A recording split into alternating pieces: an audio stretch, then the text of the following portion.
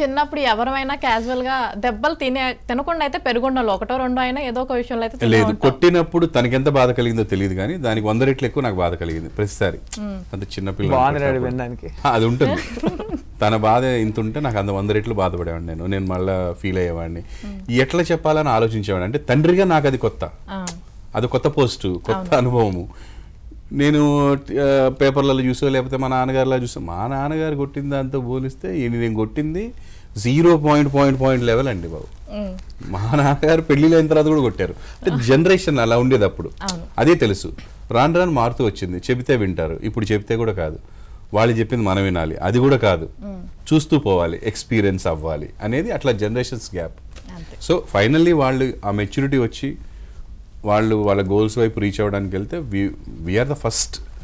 హ్యాపీగా ఫీల్ అయ్యేది మనమే, ఎక్కువ సపోర్ట్ చేసేది మనమే, మనస్ఫూర్తిగా సపోర్ట్ చేసేది కూడా మనమే.